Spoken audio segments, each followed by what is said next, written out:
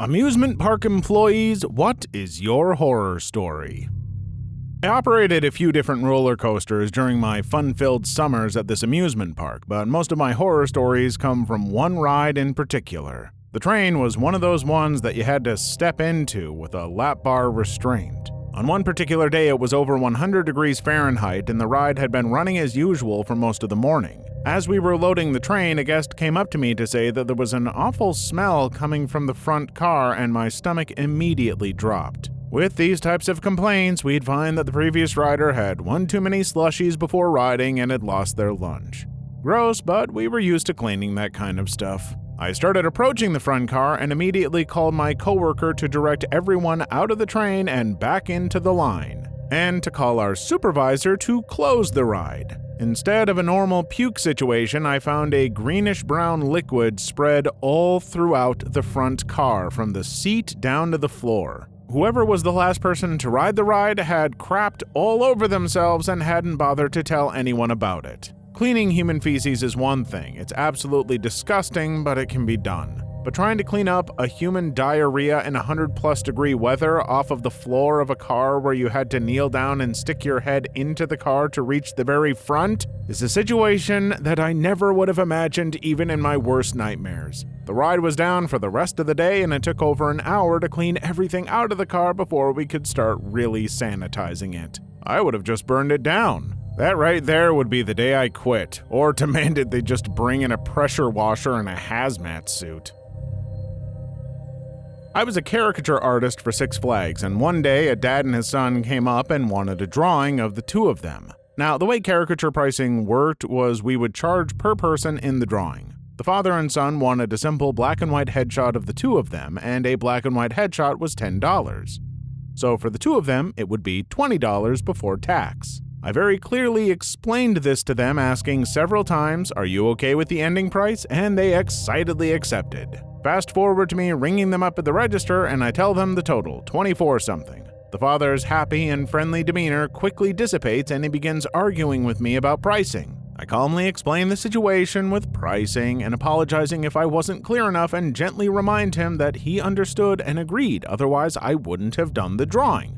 Big mistake. He gets angrier and starts yelling at me, cursing me out for lying and overcharging them to put a few more coins in my pocket. He accuses me of preying on parents and their children, thinking I can take advantage of them because they're stupid suckers. He tries to take the drawing without paying, and when I hold it back and tell him he can't, he throws a $10 bill at me and snarls that that's all he's going to pay, that I'm worthless and my drawing isn't even good and doesn't deserve any more than that. I'm really upset at this point, and hand him the drawing, wishing him a good day. "Frick you," he yells in response. The whole time, his son is standing there looking embarrassed and terrified. The dad proceeds to pace back and forth in front of my stand, alternating between coming back to the counter and yelling at me and chasing customers away, screaming at them about how I'm stealing money and how the stand is a huge freaking ripoff. Thankfully, his charade lasted all of 20 minutes, and police finally got him out of there. Left me pretty shaken, though. I had to take my break early and cried over my lunch. Should have torn the picture in two. Artists are constantly not getting paid what they're worth by crappy people online, but you rarely hear about these kinds of people face to face. Frankly, if that were me, the moment he said it wasn't very good, I would have ripped it up and said, "Yeah, the subject was pretty awful, though." I was working security at a theme park when I was 18. One evening, one of the roller coasters that was stopped in the station got rear-ended by another. There were some injuries, nothing severe, thankfully. I did, however, end up staying up all night after the park had closed, sitting on the coaster to ensure no looky-loos or news media tried to get access to the cars. It was dark, creepy, I was 18 in a closed, deserted amusement park. Oh, it's not like crazy hobos are going to get you in the middle of the night. The raccoons, on the other hand. A few years ago, a smallish theme park in my state made some kind of mistake when chlorinating the wave pools and made a bunch of chlorine gas, and 26 people had to be taken to the hospital. Holy frick. One of my supervisors got fired for shooting up in the supplies closet, then taking a golf cart and accidentally running over a child. He was rehired after he went to rehab and then tried to sell drugs to the staff every day. LOL, accidentally running over a child. Lifeguarding at this lazy river tube pool. Basically just tell kids to get back in their tubes all day. These two guys, like 30 years old, are arguing in Polish or something, floating all around the lazy river. They're on lap 2 or 3 of arguing and really going at it. One of them pulls a knife out of his trunks and stabs the other guy's tube. He walks around to the end with his popped tube while a guy with the knife proceeds to just hop all the different fences to get outside the park and is not seen again. The moment I read the word knife, I thought I knew where that story was going. I was wrong, and frankly think that is amazing. Many moons ago, I was an assistant director of training security at a park known for its cartoon mice. While doing the walk around the park with a group of new hires, I got a call about a possible indecent exposure incident at Fantasyland. Knowing that was the most popular place for children in the park, so much more than Toontown, I rushed the new hires through the backstage area to cut travel time. While we were backstage behind the Small World ride, one of my trainees pointed out someone dropping their pants and leaning against the building. Before we had a chance to close the distance between us and the guy, a blast of brownish yellow liquid exploded outwards in a fan pattern. I stopped the group, got on the radio, and informed them of the bio incident, then slowly made my way to the guy. When I was about 10 feet from him, he looked up, smiled, then blasted the wall again. Without a word, he pulled up his pants and started to walk away. His pants were soaked with liquid crap and pee. Before he was able to leave the area, Anaheim police apprehended him.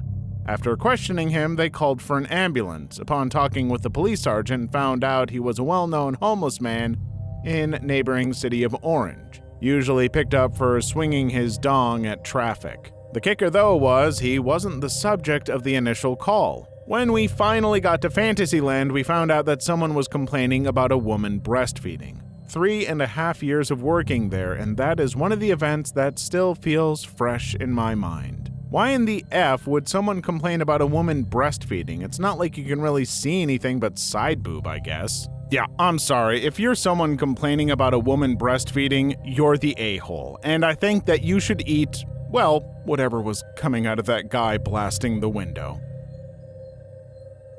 Nothing scary ever really happened at the rides I worked, but the worst thing was telling people they were too large to ride. It was always pretty awkward, and some people just didn't understand you could not ride the ride if you couldn't buckle the seatbelt. This is what caused my husband and my best friend to lose weight.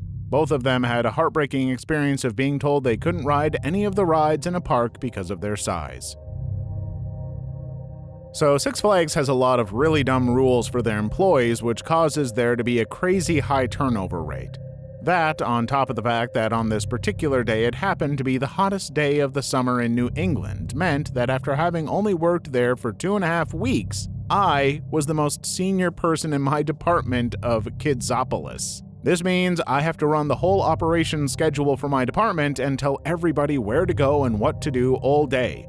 Keep in mind, I don't even know half of these people's names. On top of that, nobody knows how to operate the freaking Zoom jets. So my supervisor grabs me first thing in the morning and tells me he's going to teach me how to operate this ride. Things are going all right when about halfway through this training, my supervisor passes out because it's like 110 degrees. So now I'm supposed to be leading this department full of people I do not know while operating a ride I do not know how to operate, and if I have any questions, then I have no one to ask because my supervisor is unconscious somewhere. Meanwhile, I'm getting calls and someone's like, "Hey, so Sally passed out in the splish splash zone," and I'm just like, who the frick is Sally? Julie is calling me and telling me she's feeling dehydrated and needs to go on break, and I'm like, listen, I've got Julio trying to operate the crazy cups and the wacky wagons at the same time. What makes you think we have enough staff to let you go on break? Fast forward to the end of the day, I've had 3 people faint because of the heat. I still don't know most of my coworkers' names, but I did get yelled at in Spanish over the phone a lot. And because I felt bad that nobody got enough time on break, I told everyone they could go home and I'd sweep up the department on my own. I got pretty good at the Zoom jets, though. Best part. I can think of few things scarier than being in charge of stuff at an amusement park when you don't know what you're doing and having other people relying on you. With great power comes great responsibility, comes great sobbing. I once had to height check a girl who was both mentally and physically disabled. This is just as they're about to get on the ride too, as someone else previously didn't bother to check her height to begin with. So I politely asked her and her carer to come and check her height after lots of no's, and as luck would have it, she wasn't tall enough, of course. She didn't take it well and started screaming, saying she's going to ride no matter what, and after leaving to let the caretaker tell her to get out, she finally left her seat after about 10 minutes, which is an eternity in roller coaster time. I see her walking off. I mean, yeah, it sucks, but I'm just doing my job. I'm just relieved that she's finally going, but then as she's walking through the exit, she turns around and screams, "I hope you die." So that was nice. It was hilarious, but still soul-crushing at the same time. Also, it was my birthday. I quit not long after. Imagine how bad you would feel if you let a mentally and physically disabled girl ride a roller coaster and she died because she was too small to ride it safely. That wouldn't be the best birthday present. Was working the first shift opening the park and doing dry runs with a roller coaster. Well, when it came back, there was obvious impact on the front car. One of the groundskeepers had headphones in listening to music working through his shift. He died instantly. The following week was a nightmare, and I still don't think to this day they have found all of him. A huge storm was coming. I was operating the railroad at the time. Unfortunately, we left the station right before they were able to call us to close the ride. So as we are on our way, suddenly there was a huge downpour. Upon arriving at the station, we were immediately directed to an employee shelter. Now this is where even more of the interesting stuff happened. 1, people were stranded at the station away from the entrance wanting to ride back. I had specifically warned that the ride can close at any time before people boarded. 2, we were told that we cannot suggest any shelter because that would make the park responsible. 3, a baby in a stroller was abandoned in the storm near the kid area. Worked for an amusement park several summers as a teenager and a haunted house at one off and on. Neither park I worked at was a dry park, so drunk parents ranked among the worst. The haunted house was particularly fun as later groups tended to involve drunks. I took a bad kick to the rib once while working under an overhang, and we had at least one violent incident a night. For further perspective, most of us were high schoolers and not all that intimidating. For the actual amusement park, the most fricked up thing was when I got sent home early once for a bit of weather coming, which wasn't that odd. Said I should have time to get home though. I lived half an hour away. What I didn't know was I got sent home in a tornado warning. The warning was posted when they sent me home. They knew the line of storms was about to hit. I ended up pulling over after a tree branch hit my car and got stuck in a hailstorm. The roof of my car was dented. No tornado actually touched down, but we had bad straight-line winds. A few other employees were also told to go home and had pretty similar stories of trying to. The woman working the office that day just decided on her own we'd be better off going home than staying in the fairly solid permanent buildings on the premises. AKA, once we were gone, not her problem. That's fricked. Haunted houses where people get surprised by actual living people working there need to have liability forms and protective padding, especially if catering to drunks. Also, probably don't let drunks in. I worked on the Dueling Dragons at Universal Orlando when in college. For those who don't know, the Dueling Dragons were 2 separate coasters that dueled and had several near misses with each other. They were pretty unique at the time and were super fun. As you can imagine, Universal told people to empty their pockets before they rode so that their phones and crap wouldn't fly out and smack somebody on the other coaster at 60 miles per hour. Of course, many times people would ignore this because they're lazy and stupid. I was working one day when the ride shut down completely. Change had flown out of someone's pocket and hit a guy in the eye, leaving him blind in that eye. The tragic part? The guy was already blind in his other eye. Now the guy is 100% blind. They didn't duel anymore after that, and the ride was left permanently much lamer. I still feel for the poor blind guy, but the irony is comedic in a dark sort of way. Universal now makes you completely empty your pockets before going on some rides. They provide free lockers with fingerprint access and force you to go through metal detectors before getting in line for some rides. The fact that they have to do that because people care so little about other people infuriates me. Hey folks, if you break a rule that just puts other people in danger, you're a real piece of crap. I worked at a water park when I was in high school, not the sort of amusement park most people think of, but still an amusement park. The park had lots of large pools with a shallow section and a deep section separated by rope.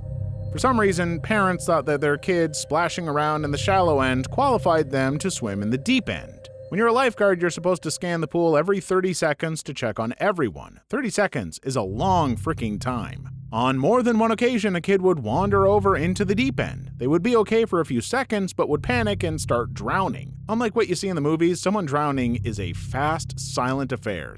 Splashing is the exception, not the rule. Usually it didn't take too long to spot someone drowning. The problem was that when a guard blew the whistle and jumped in the water, people would start flailing like chickens with their heads cut off. Unless the pool was nearly empty, this significantly slowed things down. And then there's the people that tried to help. Unless you're a qualified guard, stay out of the way. On more than one occasion, kids got pulled from the water pretty dang near death. Giving a kid CPR is not a pretty sight. One kid did die during the time I worked there. Thankfully, it was on a day off. It doesn't help that some kids are totally fine to be swimming in pretty much any depth swimming pool, while others are totally helpless. I don't remember not being able to swim, but my lady only learned when she was like 11 or 12. Not really a horror story, but it was scary to me. I worked at a children's amusement park and they had me operating the Ferris wheel, which is a rough ride to operate. You have to balance it and put people of similar weights on opposite cars, so it's a lot of stopping and loading before letting it go around a few times. As you can imagine, it's difficult for a teenager to explain to an overweight couple why they can't get on the ride when the only person on the ride is a skinny kid. I was supposed to only be on the ride for 2 hours. They left me there for 4 hours in direct sunlight with no breaks. After 4 hours on a busy day with no water and no break and getting sick of having fat people yell at me for not being able to get on immediately, I lost track of whether it was balanced. I wound up making it go backwards and people freaked the frick out. That's happened before, but I was usually able to stop it before it went all the way around. Not this time. I physically didn't have the strength. Luckily, the owner was around and stopped it. People were peed. When my supervisor came to see what happened, I said, "That's what happens when you leave someone on this ride for 4 hours." No idea how I didn't get fired. No one was hurt, but they sure as frick were terrified. Being able to take regular breaks is important in any job, but especially when you're out in the sun. If you had gotten fired, I would have gotten a lawyer.